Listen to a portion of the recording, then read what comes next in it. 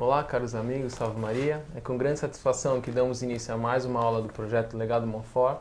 Esse projeto que visa gravar uma série de videoaulas para aprofundamento da formação dos católicos de língua portuguesa. Nós temos aqui hoje novamente o professor Marcelo Andrade, que vai continuar com o tema da Cidade Antiga. Na aula passada ele falou das 3 revoluções na Cidade Antiga e hoje ele vai tratar da religião antiga, que era um tema de fundamental importância para se entender o que formou a Cidade Antiga, pelo menos um ramo, né, dessa religião antiga, como ele vai explicar aqui para vocês. E como vocês todos já o conhecem, vou pedir a ele que nós rezemos para começar a aula propriamente depois da oração. Pode ser, professor Marcelo? Em nome do Pai, do Filho e do Santo. Amém. Ave Maria, cheia de graça, o Senhor é convosco. Bendito sois vós entre as mulheres, bendito é o fruto do vosso ventre, Jesus. Santa Maria, Mãe de Deus, rogai por nós, pecadores, agora e na hora de nossa morte. Amém. Ave Maria, cheia de graça, o Senhor é convosco. Bendito sois vós entre as mulheres, bendito é o fruto do vosso ventre, Jesus. Santa Maria, Mãe de Deus, rogai por nós, pecadores, agora e na hora de nossa morte. Amém. Auxílio dos cristãos, rogai por nós. São Paulo, rogai por nós. Em nome do Pai, do Filho e do Santo. Amém. Amém. Então, professor Marcelo Andrade, a palavra é toda sua, fique à vontade. Então, um prazer estar aqui no Projeto Legado de novo, dando continuidade à aula sobre Grécia e Roma. Essa segunda aula, o nosso projeto, serão 3 aulas sobre Grécia e Roma. A primeira aula foi sobre a estrutura social, né, as 3 revoluções. Essa segunda aula vai ser sobre as 2 religiões de Grécia e Roma. E a terceira aula vai ser sobre a paideia, o que era excelente na Grécia e Roma. Então, qual que é a importância, por que nós estamos falando sobre a religião antiga e por que isso é importante? Bom, tudo que se refere à Grécia e Roma é importante porque a Grécia e Roma são 2 dos 3 pilares que fizeram a civilização católica. O terceiro, claro, é Israel. Em espécie, por que estudar, voltar nos cultos aos mortos, voltar naqueles deuses que no fundo são mentiras? Por que estudá-los? Porque como essas 2 religiões, tanto a religião dos mortos como a religião dos deuses, forjaram Grécia e Roma, então entendendo essas 2 religiões, nós estamos entendendo Grécia e Roma. E nós também vamos entender também o trabalho que a igreja fez ao converter esses 2 povos, né? E também entender também um pouco a corrupção que vai ser nosso próximo tópico agora já em sequência. Curioso, né, Marcelo? Você estava comentando aí a questão da loucura, né, da mentira que era esse culto, mas a humanidade, né, ela não foi politeísta desde o começo, né? O mundo era monoteísta. Como é que, então, esses povos, né, principalmente depois de Noé, como é que eles chegaram a cultuar vários deuses, né? Como é que foi esse processo? Então, essa questão é bem interessante, porque realmente depois do dilúvio a humanidade teve um novo recomeço, né? E todos nós somos ou descendentes de Cã, ou de Sem, ou de Jafé. Os antigos davam certo como os gregos e romanos eram descendentes de Jafé. Aí eu me baseio em Santo Isidoro que falava isso, que ensinou isso. Então, agora como que veio de Jafé, que acreditava em um único Deus, para toda essa loucura de Grécia e Roma? A explicação nós temos na Sagrada Escritura, principalmente no Livro da Sabedoria, e o embasamento mais teológico, mais aprofundado, está em São Tomás de Aquino. No Livro da Sabedoria, apenas para exemplificar, nós vamos ficar citando a Sagrada Escritura, apontava a causa da decadência do homem na vaidade. Então, a vaidade que criou 3 tipos de idolatria, segundo o Livro da Sabedoria, que é uma idolatria relacionada ao culto aos mortos, uma idolatria relacionada aos deuses de origem física, e uma terceira que é a adoração de animais, que em Grécia e Roma não foi importante. No Egito eles adoravam animais. Como é que São Tomás explica essa questão? Então, São Tomás coloca que a causa está no próprio homem, ela é dispositiva. É uma feição desordenada a outro homem, ou no caso, culto aos mortos. Então, uma lembrança de um filho que morreu, ou uma lembrança a um pai que foi muito bom e morreu, acabavam endeusando esses mortos, exagerando os valores dele depois da vida. Segundo item, era o prazer que o homem naturalmente sente olhar para as imagens representativas das coisas, que é uma coisa inata do homem. Só que, então, passou-se a exagerar essa afeição a essas imagens. E o terceiro foi uma ignorância que o homem tem do verdadeiro Deus e que faz prestar um culto divino em vez da ele, o Deus Criador, às criaturas. Ou seja, o homem acaba confundindo as criaturas em relação a Deus. Ele acaba achando que Deus está nas criaturas, as criaturas, que é um grande erro. Agora, tudo isso foi errado, tudo isso foi causado pela vaidade. Aos poucos, a lei antiga, a lembrança do Deus único, do Deus verdadeiro, vai sendo esquecida, vai sendo obscurecida pelo pecado. São Tomás sempre comenta que o pecado acaba obscurecendo a lei, acaba obscurecendo a inteligência também. E a segunda causa é a consumativa, que é causada pelo demônio, que fazia prodígios para enganar os homens. E essa causa é lógica que relacionava os animais aos homens, mas principalmente os deuses de origem física. Isso nós temos na Sagrada Escritura, né? Demonstrando isso em Abacuque e em Zacarias, que os ídolos falavam. Né? Inclusive, se nós lembrarmos no episódio de Moisés com a serpente, né? Que teve o desafio do faraó, dos magos e os adivinhos do faraó contra Moisés.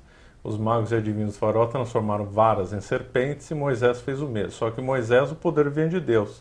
E o poder dos homens do faraó vinha de onde? Só podia vir do demônio. E ao contrário do que pouca gente pensa, aqueles ídolos que os gregos e romanos adoravam, aquelas estátuas que eles adoravam, muita gente pensa que eram meras estátuas, meras representações. Eram também, nem todas faziam prodígios, mas boa parte delas faziam prodígios. O demônio atuava naquelas estátuas. Ou em templos, por exemplo. O exemplo mais claro é Delfos. Delfos tinha uma intervenção diabólica impressionante. Delfos era atribuído a Apolo.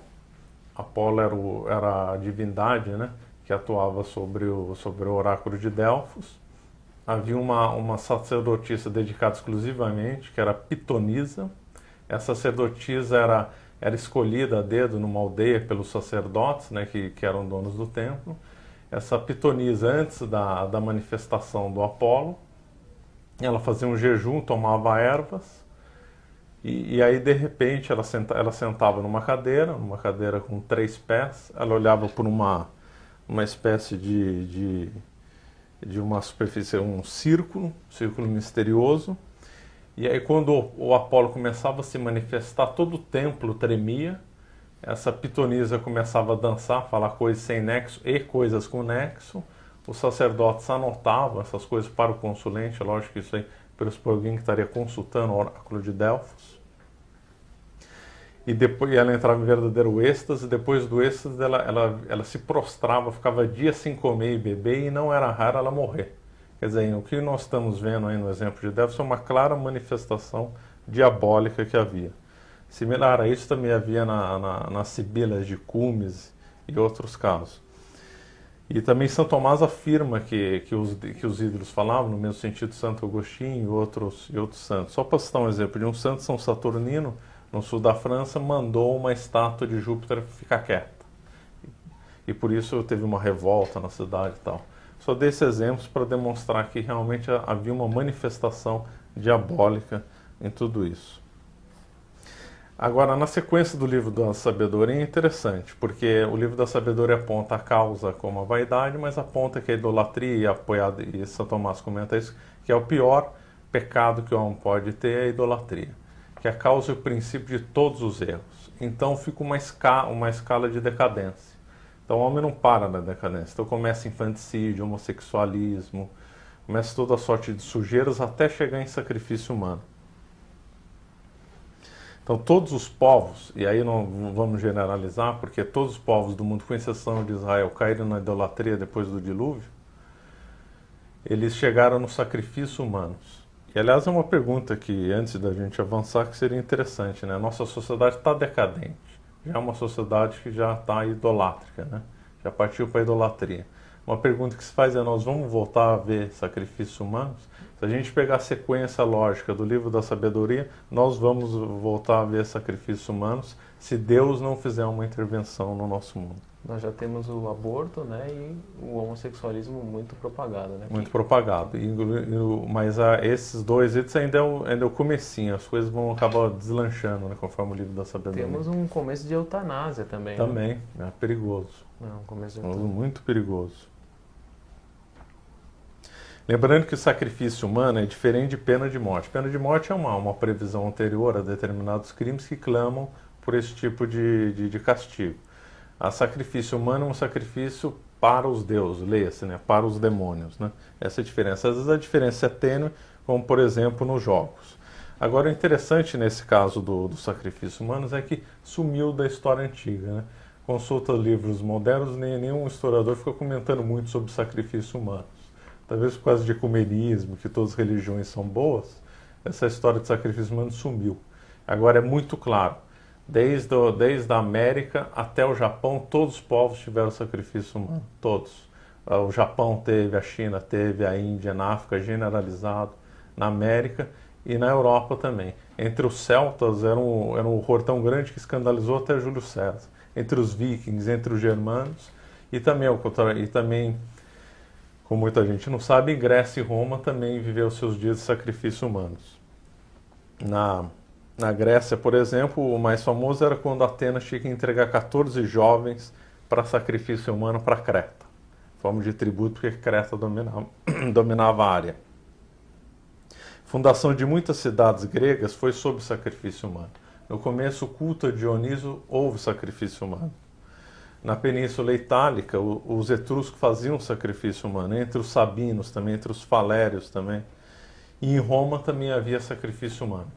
Aliás, o sacrifício humano em Roma foi abolido só no ano 97 a.C. Só para exemplificar, em Roma havia devócio. Quando Roma estava numa guerra, alguém tinha que sacrificar para ter sucesso. E teve um caso famoso de Roma consultando mais uma vez o oráculo de Delfos, que era o mais importante de toda a região, nas guerras púnicas. Então Roma consultou o que Roma deveria fazer para ganhar a guerra. E aí o oráculo de Delfos exigiu 4 vítimas humanas. E aí Roma executou 4 vítimas humanas. Havia muito sacrifício de crianças, né? Sacrifício humanos que era objeto de sacrifício de crianças, né? A Sagrada Escritura comenta isso. Em Cartago também havia sacrifício humano a Saturno, né? Um resquício dos sacrifícios humanos em Roma é os gladiadores, né? Ninguém sabe direito a origem dos gladiadores, diz que é a origem etrusca e que seria a origem, e que ainda ficou esse resquício de sacrifício humano. E aí nós podemos trazer outra pergunta. Como que Grécia e Roma construíram as civilizações apesar da idolatria, apesar de ter caído até no sacrifício humano?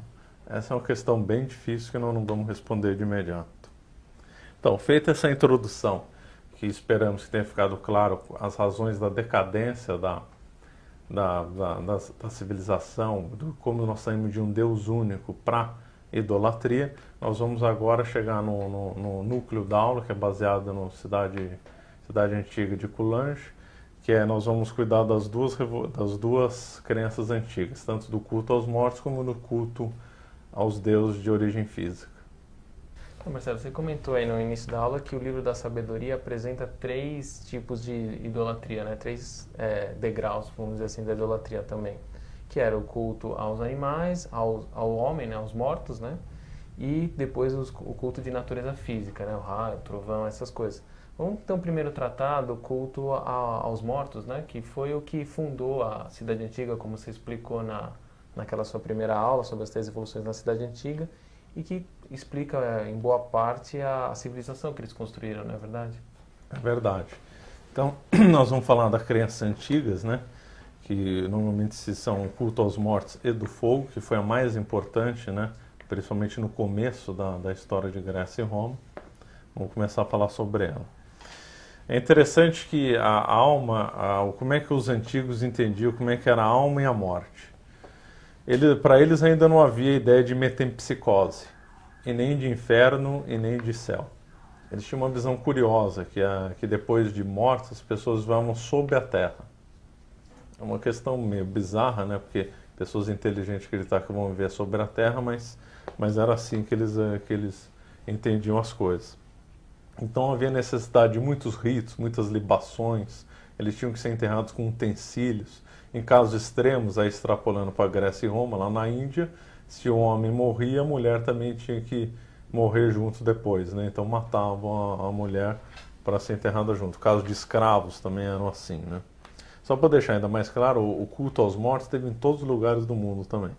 É que Grécia e Roma foi especial em relação a esse caso. Foi o jeito que houve o culto aos mortos em Grécia e Roma foi diferente do Japão, diferente da América. Na realidade, o Coulanges coloca como um ramo que foi o mesmo de hindus, de gregos e de romanos. Obviamente, depois os gregos e romanos se destacaram bastante dos hindus, né? Então, eles não acreditavam nem em inferno nem em céu. Essa ideia de metempsicose no inferno e céu é bem tardia. E depois eles fizeram realmente um culto aos mortos mesmo. Ou seja, eles acreditavam que aqueles mortos tornavam-se deuses mesmo.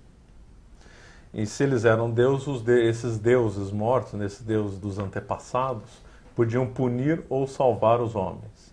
Então, tudo que acontecia de desgraça numa família ou numa cidade era atribuída aos deuses. Ou porque os deuses acabaram punindo essas cidades porque não tiveram o respeito devido, ou porque eles eram mais fracos que outros deuses de cidades rivais, etc. Então, tudo que acontecia era baseado nesses deuses dos antepassados. Eles tinham vários nomes, né? Penates, demônios, gênios, manes, heróis. Eram os vários nomes de tudo. O nome Penates talvez seja e manes sejam mais comuns. Paralelo a esse culto aos antepassados, todo mundo que morria, que virava Deus, havia o culto do fogo sagrado. Não era um símbolo do fogo, era o próprio fogo. Fogo era a divindade, não era que o fogo representaria alguma divindade, o fogo era a divindade. Era chamado de lares ou lareira, este em grego. Acabavam depois, no dia a dia, se misturando. O fogo podia ser os mesmos antepassados mortos ou uma entidade diferente.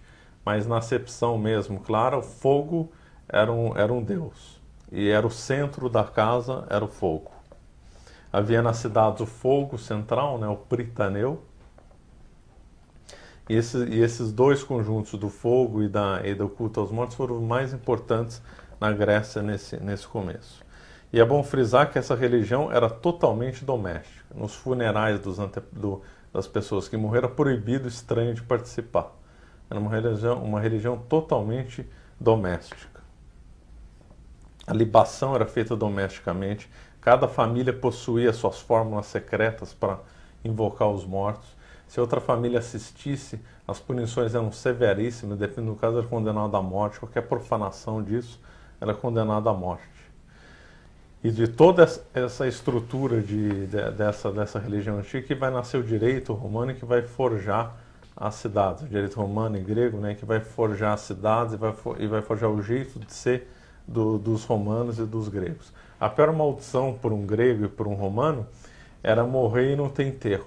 Tanto é que nós vemos na Guerra de Troia os derrotados que foram os troianos implorando por enterro, né? E também o fogo, né? Também os troianos não queriam que o fogo de Troia se apagasse. Então, na lenda, né, Enéas leva o fogo lá para a Península Itálica. Antes de avançar como que isso se desenvolveu, eu só quero destacar como isso é completamente diferente da doutrina católica. Às vezes nós ouvimos por ali alguns infelizes que dizem que a igreja adora os mortos. Tem nada a ver. A igreja, nós temos que ter respeito pelos mortos, ter o dia de finados, mas nós não dizemos que os mortos são deuses. São homens que morreram. Eles estão no céu, no inferno, no purgatório. Completamente diferente da visão da Grécia e de Roma. Marcelo, estou vendo que você já está desenvolvendo o tema aí do culto dos mortos, mas você poderia dar uma noção para os nossos ouvintes aí de que período nós estamos falando, de quantos anos nós estamos tratando aí? É um período longo, um período curto? Acho que é uma informação importante para localizar mais aí as pessoas. Boa pergunta. Na realidade, as datas exatas ninguém sabe, mas estima-se que que esse culto aos mortos, né, naquela região, claro, que o culto aos mortos pode ter sido bem mais antigo. Isso existiu mais ou menos 2000 anos antes de Cristo. Na realidade, o culto aos mortos e o culto dos deuses da natureza física podem ter nascido ao mesmo tempo, só que o culto aos mortos foi muito mais importante. E nós vemos que se Roma foi fundada 800 anos antes de Cristo, Roma foi uma cidade muito tardia. A fundação de Roma foi bem tardia. Já existia Atenas, já existiam várias cidades lá. Mas talvez essa aula aqui que nós estamos dando e na anterior varremos um período histórico de quase 2000 anos, desde dessa fundação da cidade que nós estamos comentando até o fim, né? E agora no final nós vamos falar de São Paulo, então realmente se fosse varrer, ou se fosse dizer, seria um período de 2000 anos mesmo. Então nós estamos falando dessa religião doméstica. Então o estrangeiro, muito mais, se o vizinho não podia participar de nada ligado a essa religião antiga, imagine o estrangeiro. Então o estrangeiro era totalmente colocado à parte. Quando havia uma festa na cidade, ele não podia nem entrar na cidade. Assim como também se tinha uma festa, uma cerimônia relacionada aos deuses na família, nenhum vizinho podia entrar. Eles eram enterrados no começo dentro da casa, ou então muito próximo da casa. Só depois é que inventou a figura do cemitério, que em Roma ficou sagrado, né, os campos. Os campos eram tão sagrados que se uma família vendesse o campo, ainda ela tinha o direito de visitar os túmulos dos seus antepassados. E ninguém podia nem tocar nos túmulos. Tocar no fogo, se aproximar do altar, era crime com punição extremamente severa. Então, eu estou frisando bem isso para dizer que como isso forjou a alma dos gregos e romanos, porque isso era tão importante para eles, essa questão dos mortos, a questão do fogo, que isso imprimiu o caráter deles. Isso aí realmente é a alma do grego e do romano no começo da história deles, essa questão dos mortos e do fogo, dos dois juntos. Agora nós vamos avançar um pouco na família. É tão forte essa ideia que o termo família no grego arcaico significa aquilo que está junto do fogo doméstico. O casamento tinha 3 fases: a engesis, a telos e a pomper, isso em grego. Em latim, traditio, deductio in domo e a confaretio. Sempre diante do fogo, sempre ligado ao fogo essa cerimônia. No começo, como o fogo era sagrado, e o fogo era distrito àquela família, e só para aquela família, todas as orações que se fazia, todos os ritos secretos eram passados de pai para filho, como é que então haveria um casamento de uma filha de uma jovem de uma família com um jovem de outra família? Então, o pai tinha que desligar a jovem, né, a filha, do fogo doméstico, da religião daquela família. Como a religião era particular, ela era doméstica, pertencente a uma família, e era entendido como uma religião, embora muito parecidíssimas com as outras, mas era entendido como deuses diferentes e como um fogo diferente. Ele já avisa uma prece, um romano nunca faria uma prece para um deus de outra família, e nem para um fogo de outra família. Ele só fazia uma prece para o deus da sua família, para o fogo da sua família. Ver como a coisa era enraizada na família. Então, para uma jovem se desligar da tutela paterna e se casar com um jovem, ela tinha que ser desligada do fogo doméstico. Então, o pai fazia uma cerimônia que desligava essa jovem do fogo doméstico na presença da família e nesse lar, nessa lareira, né? Depois a segunda fase, essa é a primeira fase, né? Engesis ou a traditio. Depois a segunda fase é uma fase curiosa, em que o noivo, né, ele simula um rapto da noiva. Então ele tem que simular que ele está roubando, está raptando essa noiva daquela família. Então ele tem que segurar ela, né, levantar ela, carregar ela no colo, até a casa dele. E ele não pode pisar na porta, na soleira, não pode, a jovem não pode pisar na casa do noivo ainda, porque ela ainda não foi introduzida no fogo do noivo. Aí próximo à lareira, próximo ao fogo, Aí o noivo deixa a noiva ficar de pé e o pai do noivo faz uma cerimônia de introdução da noiva no fogo doméstico da sua nova família. E aquela família anterior dela, ela fica totalmente desvinculada. Ela não vai mais rezar para aqueles deuses, vai rezar para outros deuses, vai rezar para outro fogo e vai ficar vinculada àquela família. Nem vai se dizer mais parente. Inclusive na lenda na lenda de Rômulo, né, que diz que raptou mulheres sabinas, na realidade os romanos não raptaram mulheres sabinas, eles casaram com mulheres sabinas, é que o rapto aí simboliza o casamento, né? Como tudo era ligado à família, acabou se criando uma moral até boa do ponto de vista natural, tirando algumas coisas abjetas que nós vamos comentar depois. Como havia uma necessidade do fogo ser transmitido de geração para geração e dos deuses serem cultuados de geração para geração, o celibato era uma maldição, um casal que não tinha filhos era uma maldição. Então punia-se o homossexualismo, punia-se o divórcio, punia-se a poligamia, filhos bastardos eram extremamente mal vistos. Se um casal romano não tinha filho, ele tinha que adotar um para ele, quando morresse, não ficasse privado do culto que ele teria direito. E também que o fogo dos antepassados, que passou de bisavô para avô, para pai, para ele, não se apagasse e não tivesse quem fizesse as libações e as honras devidas. Todo o parentesco era feito em função desse fogo, dessa religião doméstica. O direito de propriedade também era. Então, havia direito de propriedade por causa do fogo e por causa dos deuses. Então, aquela casa era sagrada porque tinha um fogo sagrado, porque tinha os deuses que eram enterrados naquele solo sagrado. Então, por isso que havia propriedade naquela casa, igual se fosse um campo, a extensão que fosse. O direito de sucessão só o filho herda, porque como o filho era o sacerdote, né, o pai é o sacerdote da casa. Ele é ao mesmo tempo legislador, executor e magistrado da casa e sacerdote também. Ele pode fazer leis e ele tem o direito de se impor e ele realmente é o sacerdote. Ele tem um cunho realmente religioso mesmo. E só o filho herda que vai herdar esse sacerdócio do pai, que depois vai passar para o filho dele, assim. Então, para muitas cidades gregas, antigamente, é lógico que isso é um período muito longo, essa história do culto aos mortos também mudou muito ao longo da história. O patrimônio era indiviso.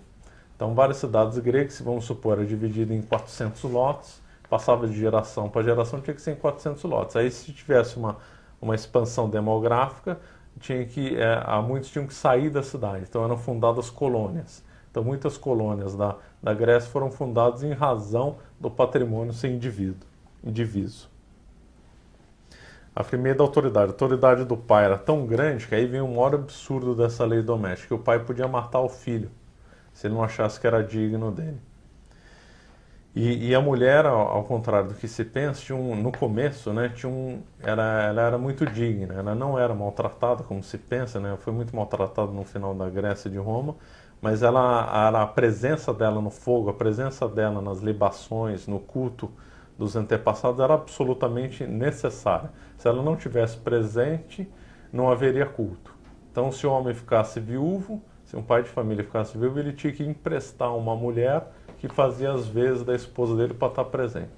E é extremamente curioso, né, Marcelo? Você está comentando aí dos valores que essa religião acabou produzindo, apesar de todos os seus equívocos.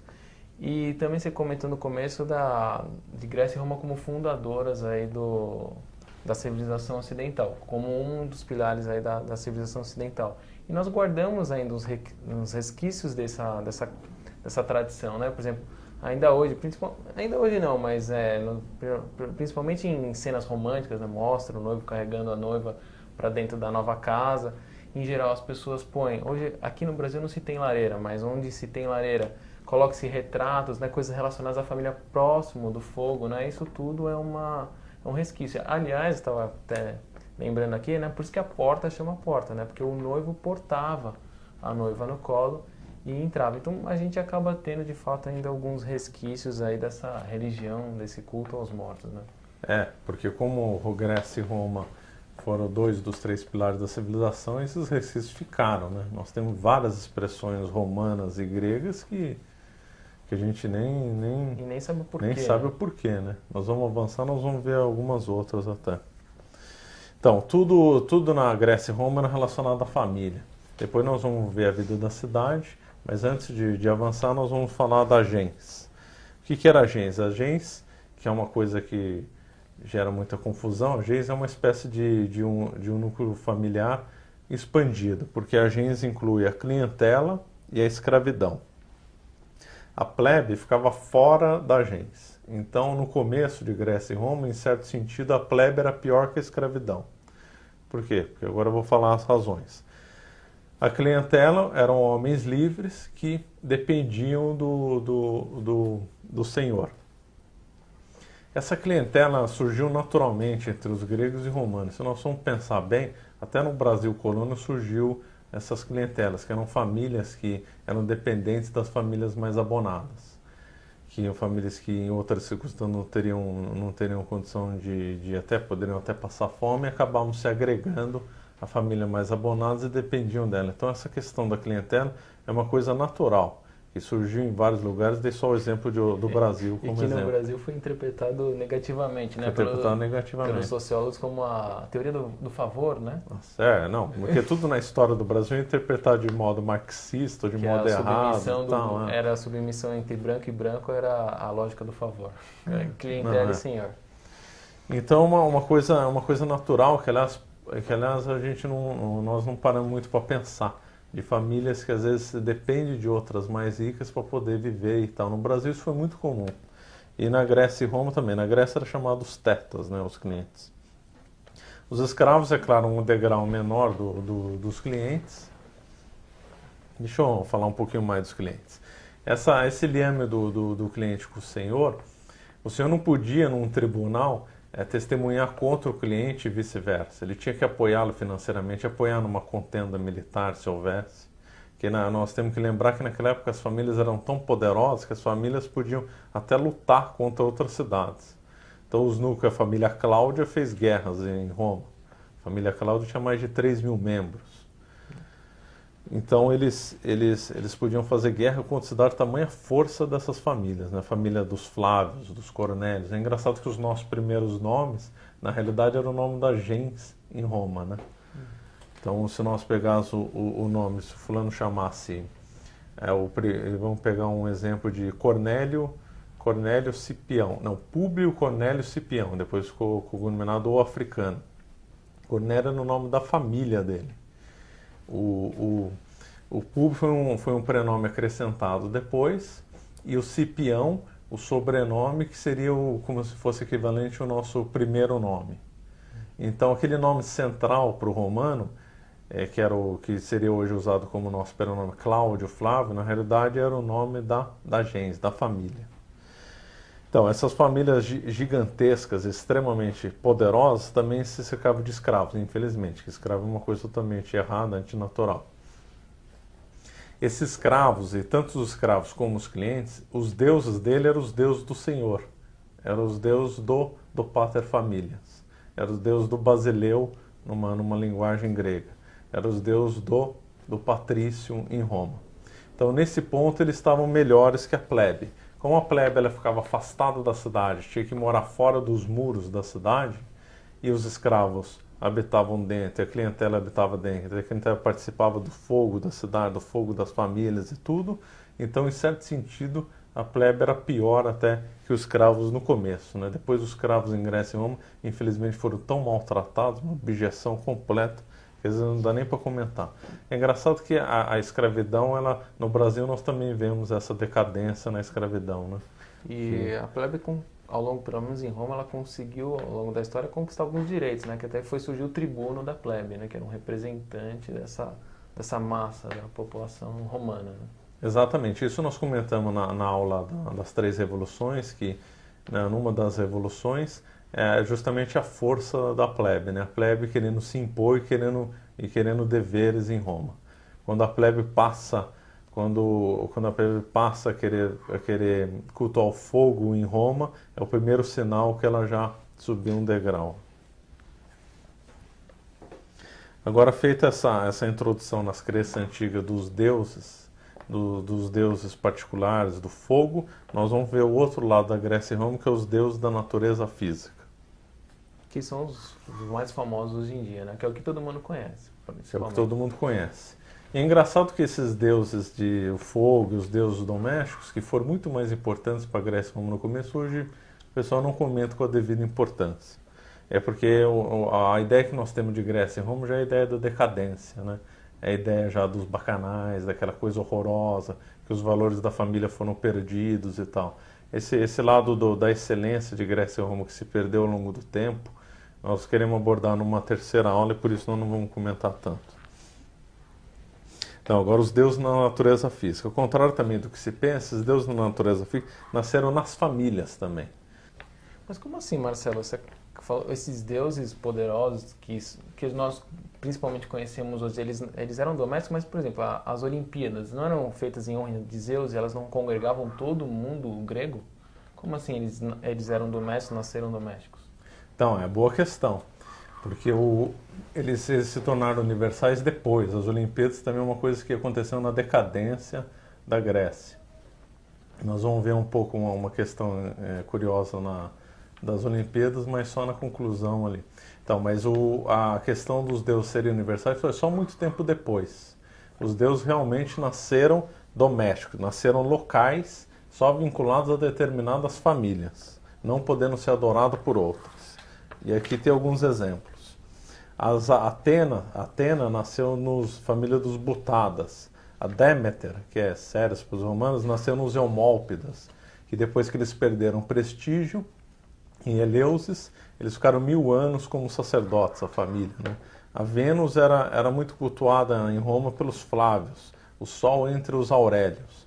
Então é certo que todos esses deuses de natureza física, que hoje nós temos a ideia de serem universais, nasceram nas famílias.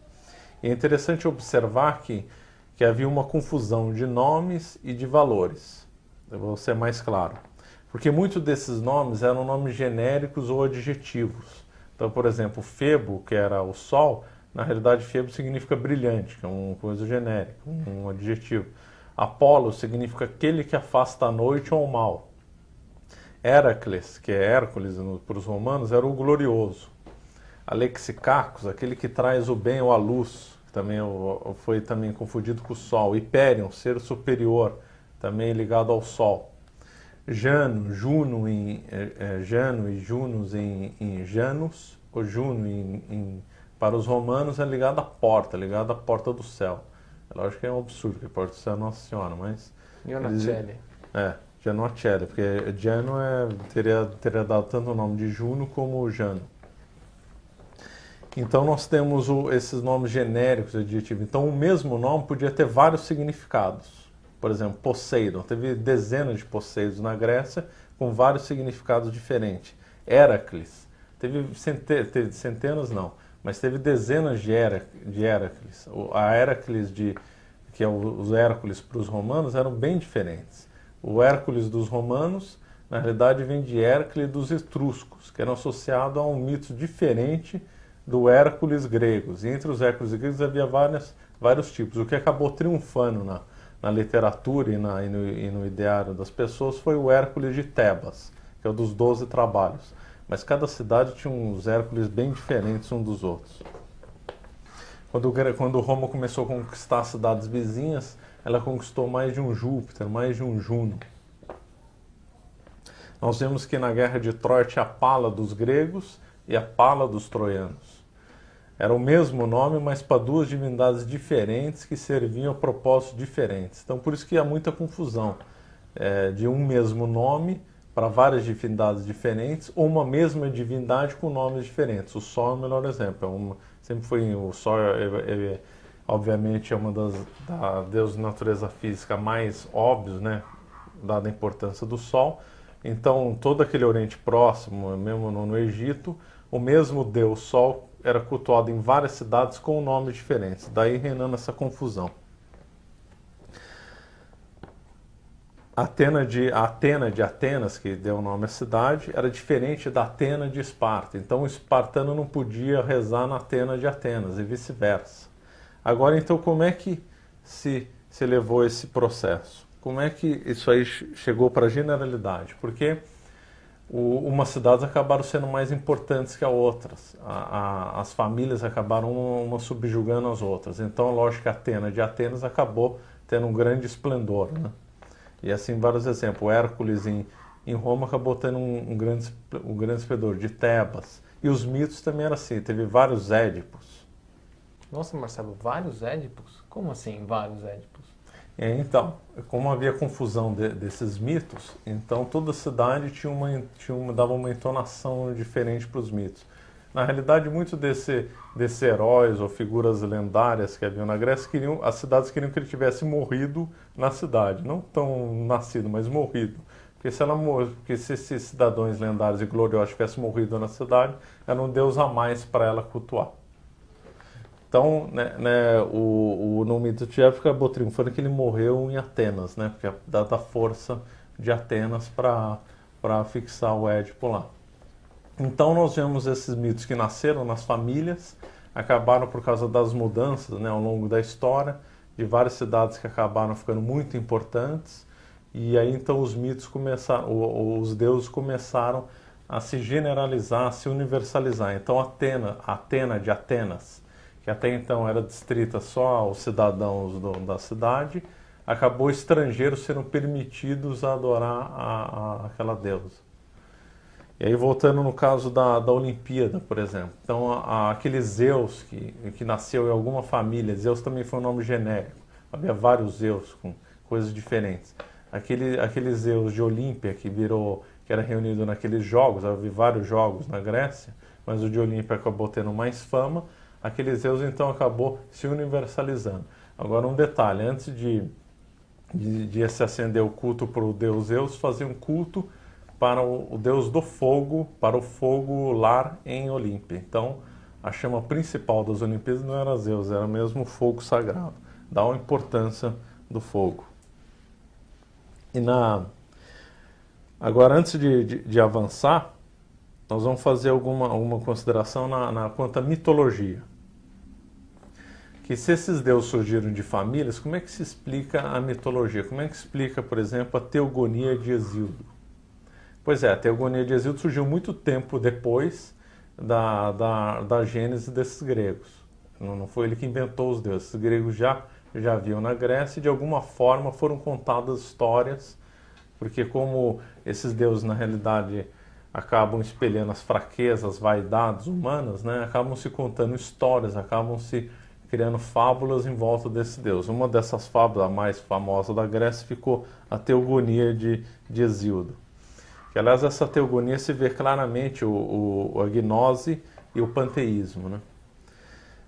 E nós também vemos em Homero também boa parte do liame entre os deuses, né, e da história entre eles. Aliás, um dos erros que se faz a estudar filosofia na Grécia é desvincular os filósofos gregos tanto do culto aos mortos como da mitologia grega. Eu, pelo menos, estudei assim, havia essa questão da mitologia e um mundo à parte dos filósofos. Isso aí está errado. Muito dos primeiros filósofos tiraram as ideias deles justamente da mitologia. Tiraram a ideia deles ou de Homero ou de Hesíodo. Marcelo, você poderia dar exemplos dessa conexão entre a mitologia e esses filósofos, esses primeiros filósofos?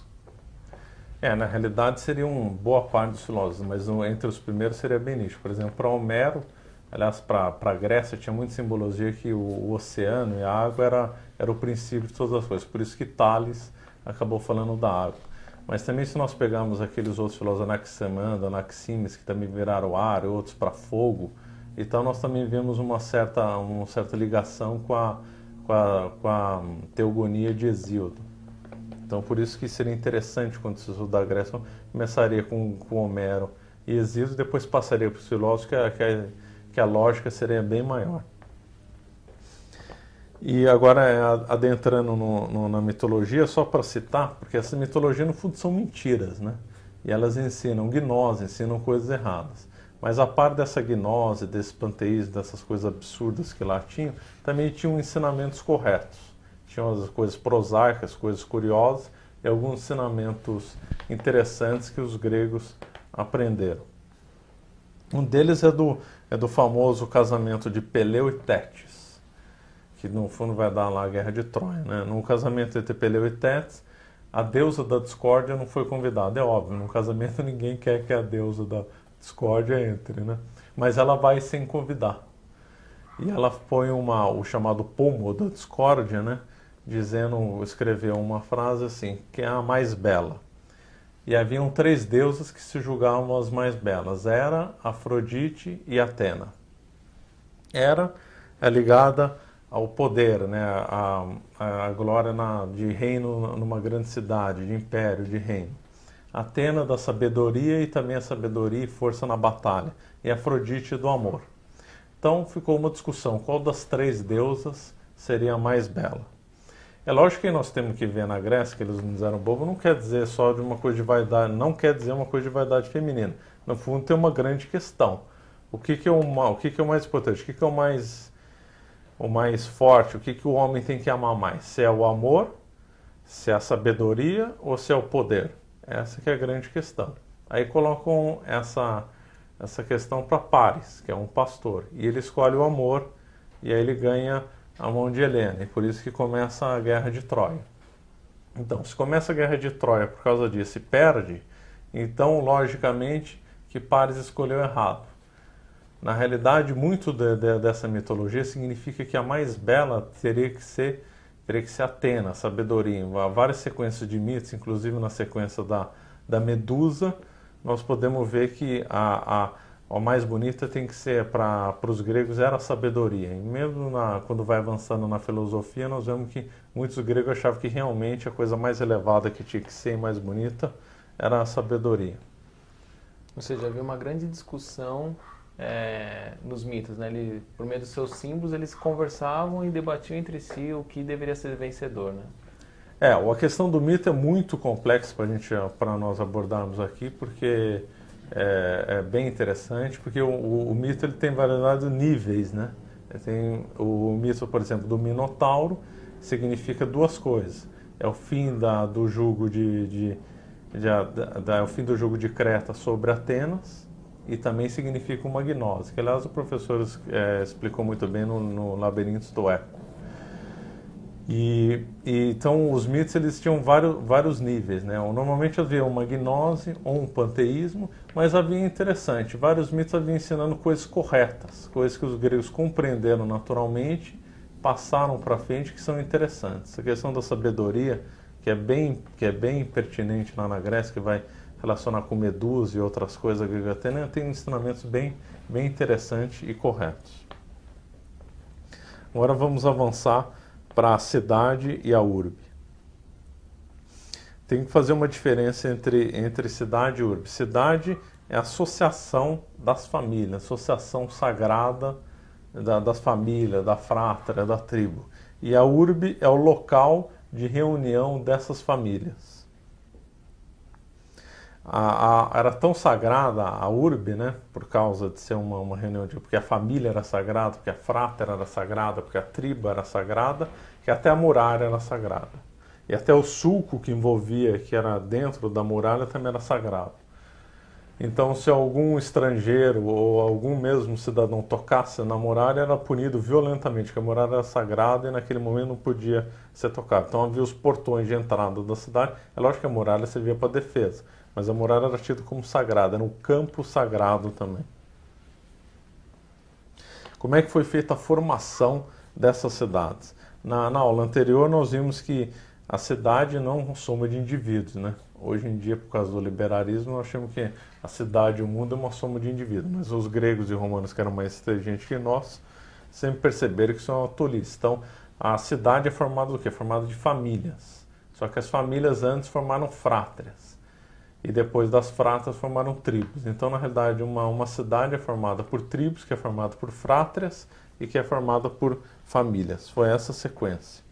Nós vimos então que todos os deuses eram deuses de família. Então nós imaginamos que lá 2000 anos antes de Cristo, 1800 anos antes de Cristo, só haviam famílias e não haviam cidades. Essa é uma conclusão lógica.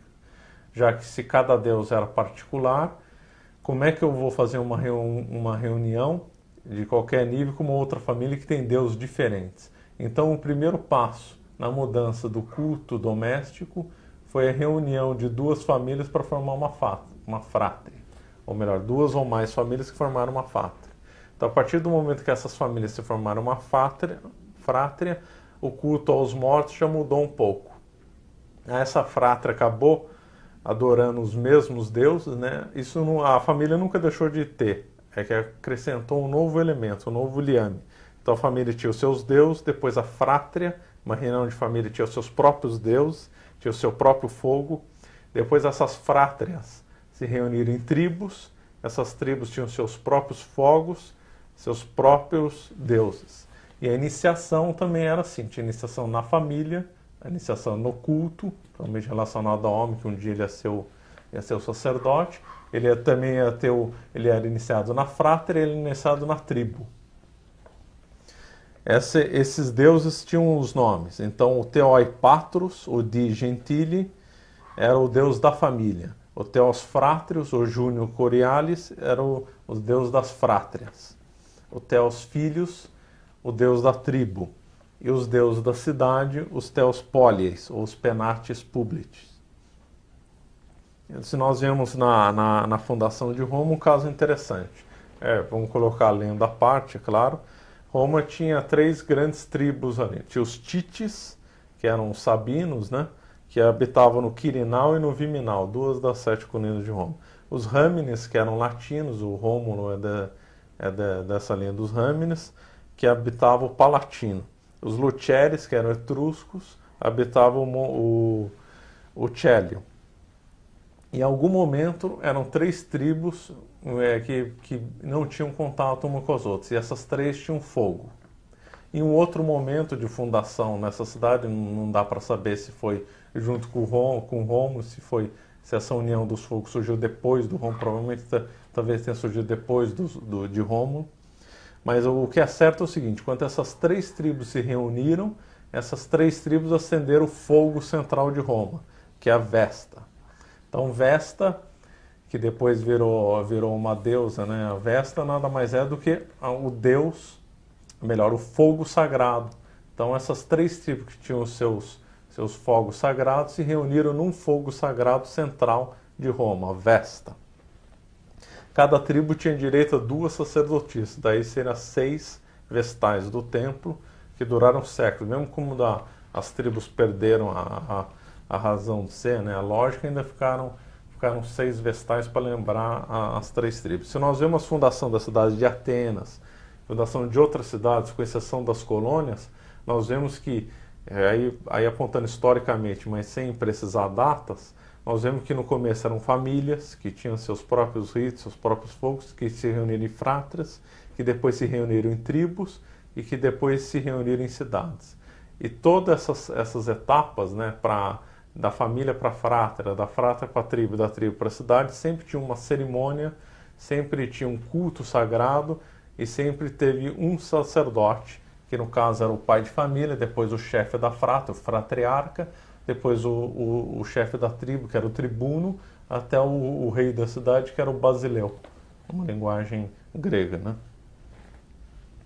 E essa cerimônia de fundação era totalmente sagrada. Às vezes pegava-se, se as tribos se reuniram para fundar uma cidade, cada um pegava o solo de onde era a origem dessas tribos e colocava no centro. Roma foi assim também.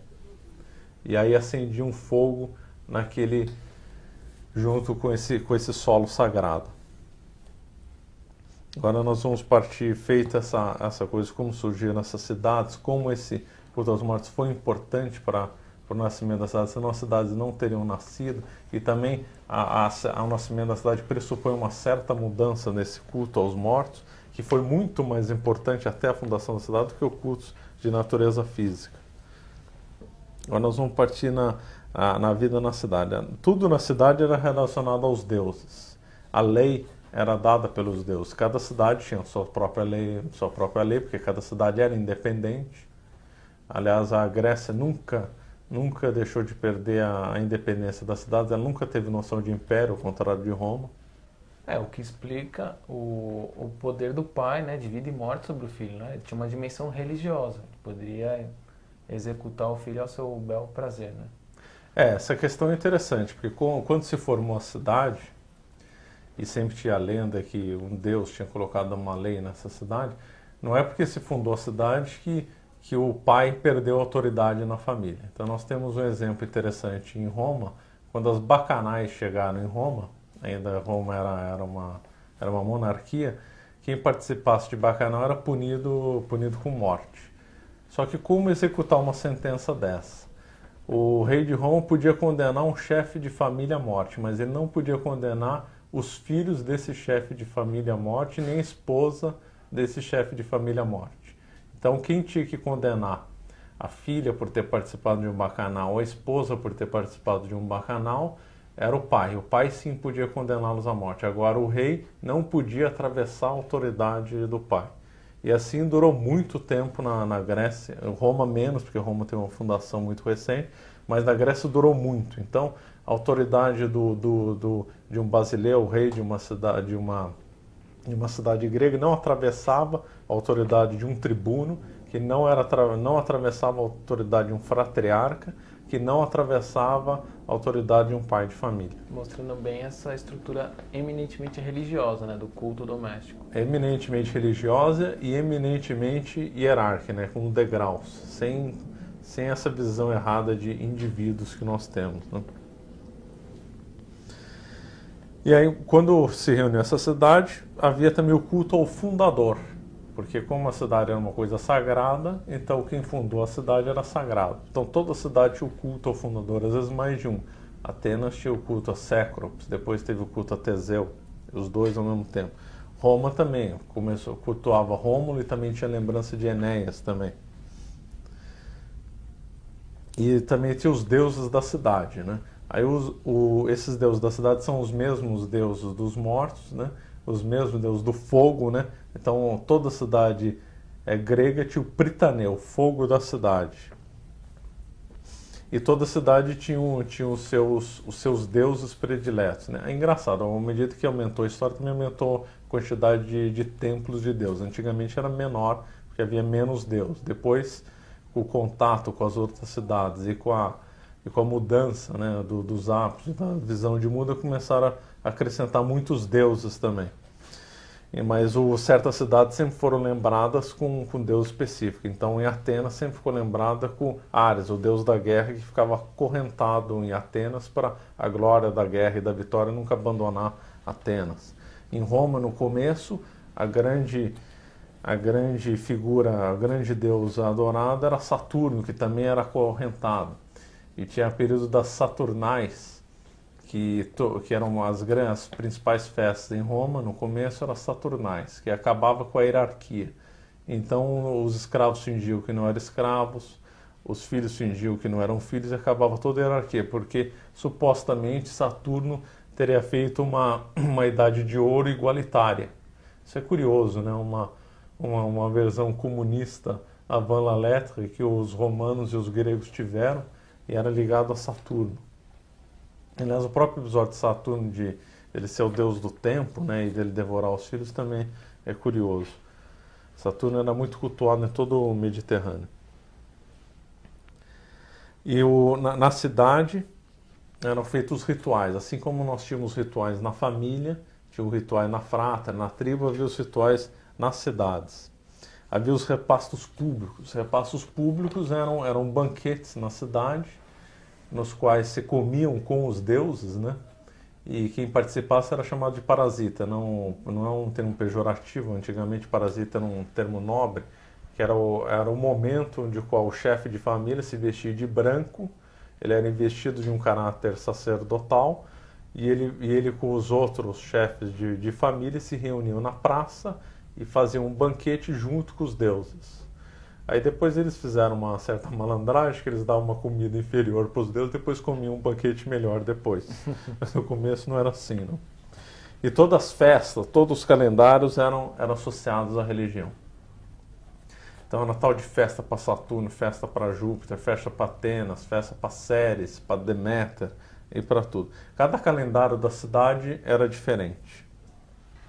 Então uma cidade começava um ano no outra começava em um mês, outra começava em outro mês, outro ano era mais reduzido, outro ano era menor, conforme o interesse dos deuses. Então, por exemplo, para reunir os Jogos Olímpicos demorou, porque cada cidade tinha um calendário diferente, então se entendia as coisas diferentes. Eles eram ligados muito ao censo, né? Como tudo era religioso, tudo era ligado aos deuses, você tinha que fazer o censo. Então o censo tinha que contar o número dos indivíduos e determinar as funções dele. Em Roma chamava isso lustração, que era de 4 em 4 anos. Havia os anais, que assim como cada família tinha os seus ritos próprios e podia escrever, o Roma e todas as cidades gregas tinham os seus livros, né? Que eram aqueles rituais sagrados, rituais secretos que às vezes eram arquivados. Quem lesse um ritual, um livro secreto, né? Alguns chamavam de livros sibilinos quando eram os oráculos que tinham dito os livros. Quem lesse esses livros que eram exclusivos para sacerdotes eram condenados à morte. Também eram chamados de anais. Todo o dia a dia dessa cidade era ligado à religião. A religião é que ditava tudo. A religião ditava a hora que era para plantar, a hora que era para colher, a hora para fazer tudo. A hora para guerrear, a hora para tudo. E aí tinha umas figuras curiosas que ao longo dos séculos acabaram se desenvolvendo. Se desenvolveram, por exemplo, os álgores, que os romanos adoravam. Os álgores eram os especialistas em analisar o céu. Então eles definiam um espaço no céu e aí analisavam quantas aves passavam nesse espaço. Aí conforme quantas aves passavam, aí era um bom sinal ou um mau sinal. Depois acrescentaram trovões e raios. No começo eram só pássaros. Então teve várias batalhas que os romanos antes pediam para os álgures ver. É o momento de começar a batalha, não é? Aí os álgures viam conforme o andar das aves. Tinha os arúspices. Os arúspices examinavam a entranha das vítimas, entranha de galinha, entranha de pato. Parece estranho, mas é verdade. Então você vê na guerra de Plateias, que estava o exército persa versus o exército de Esparta. O arúspice examinou as vítimas do lado de Esparta e viu que não era o momento de começar a batalha, só que os persas já tinham começado a batalha. Então vários espartanos morreram. Não é que eles puderam se defender com as lanças e com as coisas que eram jogadas. Não, eles tinham que ficar imóveis sem esboçar nenhuma reação e eram mortos friamente porque não podia começar a batalha porque o arúspice não falou que não era para começar. Aí quando o arúspice reexaminou a vítima, viu que era o momento, aí os espartanos puderam começar a guerrear e acabaram vencendo as plateias. Não, e detalhe que era um não guerrear absolutamente louco, né? A ponto de ser golpeado e não reagir, né? Não, era uma coisa totalmente irracional. Totalmente irracional como eles chegaram, coitados, a ser escravo dessa loucura toda. Havia também os vitimários. Os vitimários eram especialistas em oferecer vítimas para os deuses, né? Cada deus exigia uma vítima. Só para exemplificar, Atena, que é da sabedoria, exigia coruja. É interessante, né? Porque coruja sempre foi associado como sabedoria. Hecatombe é quando tinha que matar 100 bois. Certos deuses exigiam que tinha que ser feito o holocausto. O holocausto é quando a vítima inteira tinha que ser consumida no fogo, porque nos repassos públicos nós vimos, se comia-se com os deuses. Então queimava-se a comida e o resto você poderia comer. Agora no holocausto não. Os deuses exigiam que tinha que virar cinza. Havia também os pulários. Os romanos na batalha levavam os pulários, que eram especialistas em analisar comportamento de ave em gaiolas. Então eles tinham gaiola com aves, conforme o comportamento das aves, a batalha ia ser boa, eles iam ganhar ou iam perder. Eu estou rindo, mas é verdade. Havia os pontífices, né? Pontífice naquela linguagem romana, era todo especialista em algum ritual, alguma coisa mágica. Havia adivinhos em geral, etc. Tudo para eles era da religião. Então, se tossisse numa hora errada, era um mau agouro. Se risse, era um bom agouro, ou vice-versa. Tinha que acordar de pé direito. Muito no nosso termo, eu acordei de pé direito, isso aí vem desde Roma. Todos eram assim. Camilo, que foi chamado, figura tão gloriosa lá em Roma, que foi chamado 4 vezes ditador, e as 4 vezes ele entregou o poder em Roma, era extremamente supersticioso. Nada havia que ele não consultasse os adivinhos. E essa superstição era mais ligada ao culto dos deuses poderosos ou dos deuses domésticos? Perdão? essa superstição, né? Todo esse sistema aí de consultas, ele estava mais ligado ao culto dos deuses poderosos, né? Zeus e etc., ou ao culto dos deuses domésticos? Essa pergunta é excelente, porque nós vemos que desde o começo ele sempre teve essa superstição por causa do culto aos mortos. Então, de alguma forma, esses mortos tinham que manifestar seu interesse de alguma forma no ritual, nesse chamado. Agora, quando surgiu os deuses de natureza física, a coisa piorou e piorou muito. Então a figura dos arúspices, dos álgures, dos vitimaras, dos polares, aí cresceu enormemente. Aí acabou os deuses de natureza física se impondo mais e acabou essa superstição crescendo muito mais. Então no final, lógico que os deuses de natureza física que impuseram essa superstição. Dependia mais dos deuses de natureza física do que do culto aos mortos no final. Isso numa relação de grande pavor, né? De grande medo dessa... De grande medo de punição dos deuses de natureza física. Verdadeiros demônios, né? Verdadeiros demônios. As fundações da cidade, é lógico que na época mais anterior na Grécia, é lógico que eram os deuses dos mortos que impunham, né? Que de alguma forma tinha que impor um culto certo, levar o solo sagrado, acender o fogo de modo preciso. Se não acendesse o fogo de modo preciso, tinha que invalidava tudo.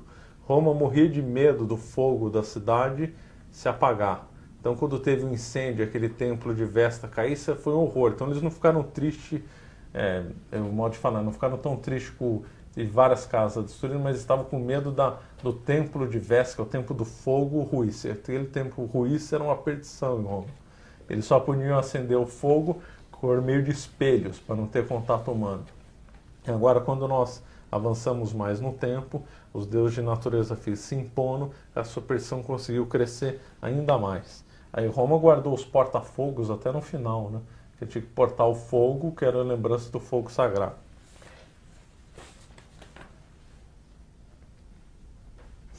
Agora nós vemos toda essa loucura, toda essa superstição. Agora uma pergunta. Ninguém se levantou contra isso? É uma boa pergunta. Né? É uma boa pergunta. Nós não temos ainda não tem elementos para dizer se houve mártires naturais em relação a isso, mas nós sabemos que muitos filósofos se levantaram contra isso. Um desses casos que eu vou citar é o Sócrates, né, que foi julgado no Areópago. O Areópago, no começo em Atenas, ele era o conselho dos aristocratas, depois as funções dele foram diminuindo até que virou um tribunal. Então o Sócrates foi julgado no Areópago. O julgamento de Sócrates é interessante, contado por Platão, já que Sócrates nada escreveu. É bem interessante porque lá se defrontam duas visões, né? Se defronta toda essa história dos deuses ou melhor, um duelo entre os deuses e o Deus único. Né? Então, o Werner Jäger na Paideia e também o Bento XVI no discurso de Regenburg falam isso, né? Que ali já se insinuava o debate de deuses versus o Deus único. Então, muito do julgamento de Sócrates, nós vemos esses deuses versus o Deus único. Só que Sócrates nunca conseguiu se libertar desse Deus, porque ele usa na defesa no Areópago que o oráculo de Delfos falou favoravelmente a ele. Então, ele nunca se libertou disso. E a coisa foi séria, ele foi julgado à morte porque ele não honrou os deuses da cidade como deveria honrar. Ele foi acusado de corromper a juventude no sentido de oferecer a ela um deus diferente dos deuses da cidade. No mesmo sentido, nós vemos que Platão também tem esse duelo na obra dele, mas Platão também nunca se conseguiu libertar de toda essa loucura, e tampouco Aristóteles. Até o grande Aristóteles, o maior filósofo da história, não conseguiu libertar dele, ele que fez a prova da existência de Deus e tal. Os outros também fizeram, mas talvez a dele seja mais completa, mais inteligente. No testamento dele nós vemos que ele mandou fazer estátua a Zeus e a Atena. O testamento dele. Então ninguém conseguiu se libertar lá de Atenas dessa loucura do culto aos mortos, dessa superstição intensa. E por eles mesmos, né?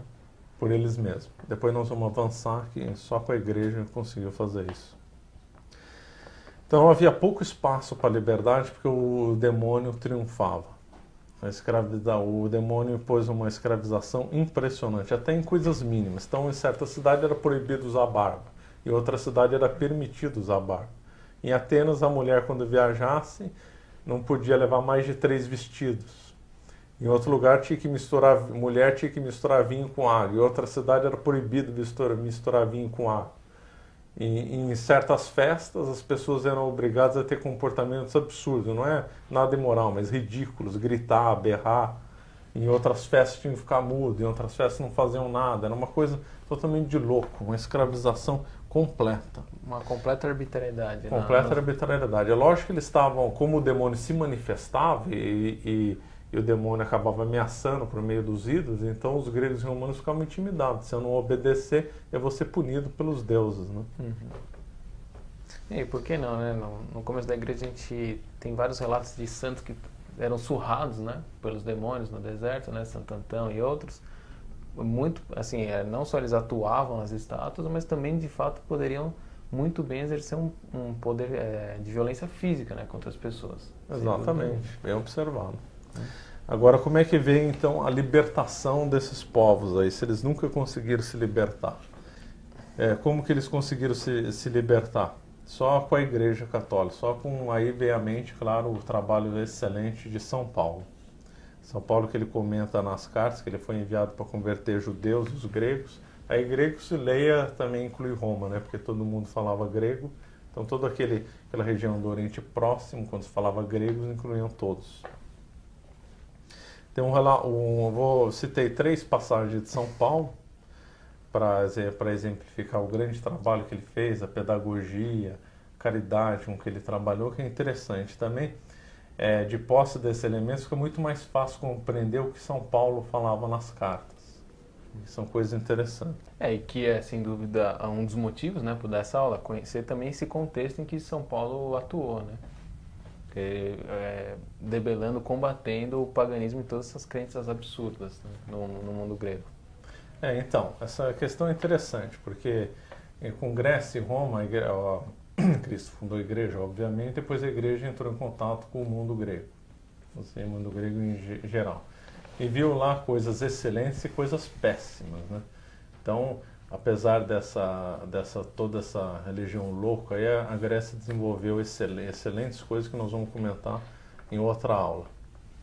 Então a igreja soube muito bem, com muita sabedoria, separar o que era excelente de Grécia e de Roma e condenar o que era ruim. E aí, para exemplificar esse trabalho, nada melhor do que São Paulo, o grande apóstolo, né? que ele próprio se diz que enviou para converter os judeus e os gregos. Vamos citar um caso dele interessante no Areópago, né? Que está no Atos dos Apóstolos, no capítulo 17, a partir do versículo 28. Que ele estava em Atenas, né, andando em Atenas, viu um monte de templos, debateu nas praças e foi convidado para falar no Areópago.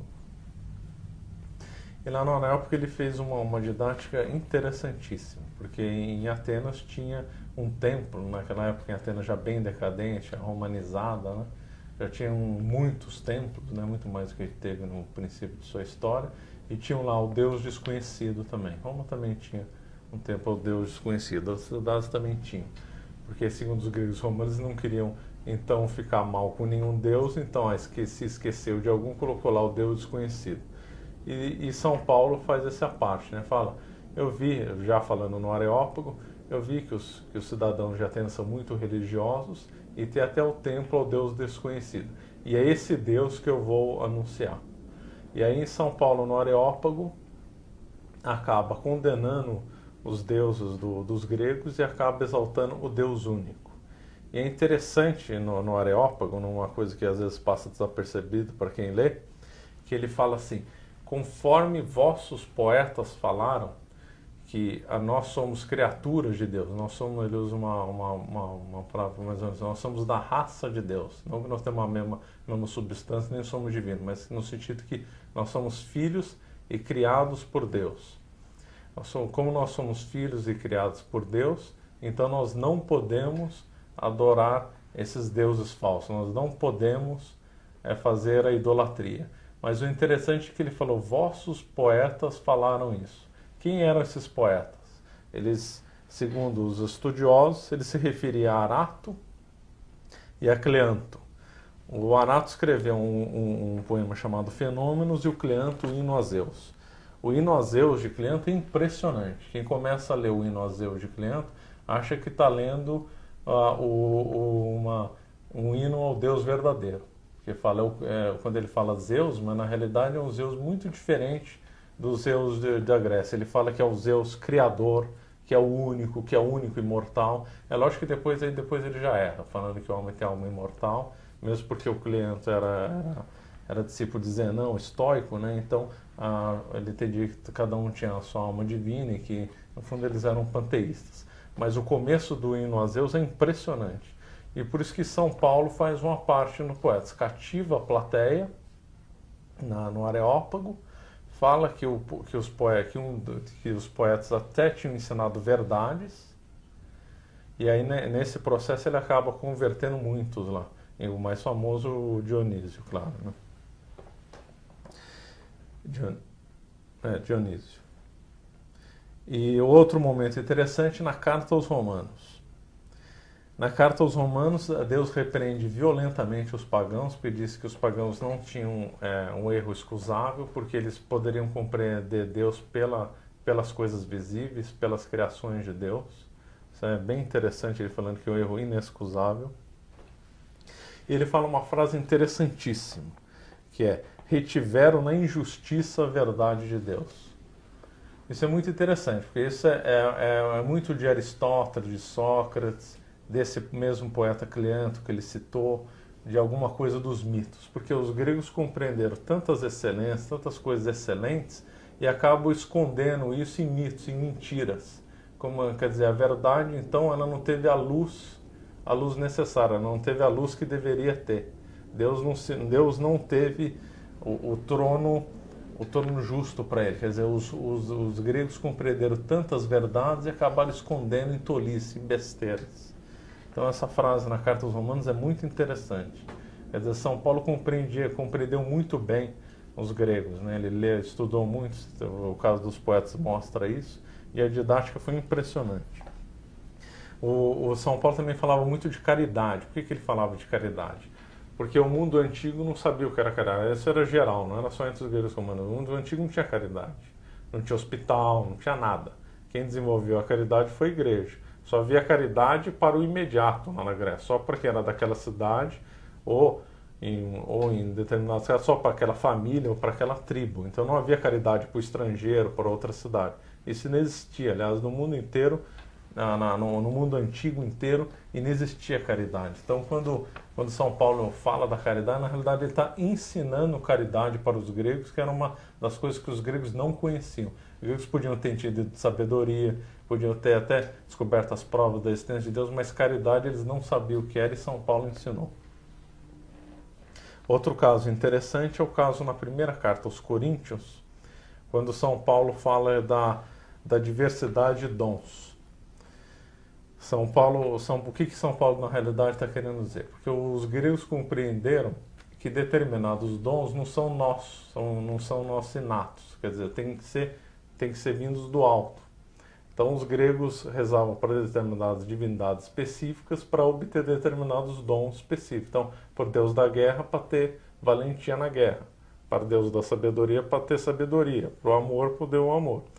São Paulo, então, com muita didática, fala o seguinte para os gregos: olha, realmente existem vários dons, realmente não são inatos no homem, realmente eles vêm do alto, mas eles vêm só do Espírito Santo. São Paulo fala, existem vários dons, mas eles vêm só do Espírito Santo. Depois São Paulo, muito nas cartas dele, também fala assim: é proibido participar dos banquetes com os ídolos, condena os ídolos, fala que os ídolos são todos demônios. É impressionante a didática que São Paulo usou para converter os gregos. É impressionante. Ele conhecia muito bem toda essa mitologia, todo esse culto aos mortos. Ele aproveitou o que era bom e condenou o que era errado. Ensinou muito. É muito interessante. Lendo a vida de São Paulo, de posse de como era o culto aos mortos e o culto aos filhos, se entende muito melhor essa questão. Outra coisa aí já não é de São Paulo, é de São João, naquele no princípio era o verbo, de São João, que no princípio era o verbo estava em Deus e o verbo era Deus. É lógico que ali era um ensinamento para os gnósticos, né? Mas também era um ensinamento para a Grécia, porque no Hesíodo, na Teogonia de Hesíodo, está com uma palavra, estou usando a mesma palavra, lógico que usou outra, mas o sentido é o mesmo. No Hesíodo está escrito que no princípio era o caos. Então é muito difícil não ver um recado no Evangelho de São João para todo mundo grego, para todo mundo aquele que foi forjado lendo Hesíodo e Homero e ficando na cabeça que no princípio era o caos. O Evangelho de São João serve para eles também. Então o princípio não era o caos, o princípio era o verbo. Esse duelo do verbo e verbo-caos que teve uns momentos com Sócrates e com Aristóteles e com Platão, realmente, infelizmente, eles nunca conseguiram se libertar. Só a igreja conseguiu trazer o verdadeiro verbos para ele, que é Cristo.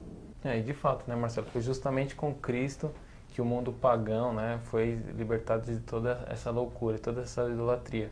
E é muito curioso, né, você começou a aula falando da Arca de Noé, né, a pergunta, né, o mundo, principalmente depois da Arca de Noé, estava monoteísta, migrou para a idolatria. Nesse sentido da Arca de Noé, retomando o começo, é curioso observar que uma nova arca, né, a igreja, uma nova barca, a igreja veio salvar o mundo da idolatria, né? E repudiando, deixando de lado o que era ruim, o que era péssimo, né, resgatando os homens, mas também aproveitando muito dos valores corretos que eles acabaram desenvolvendo e cultivando e que fez deles propriamente uma civilização.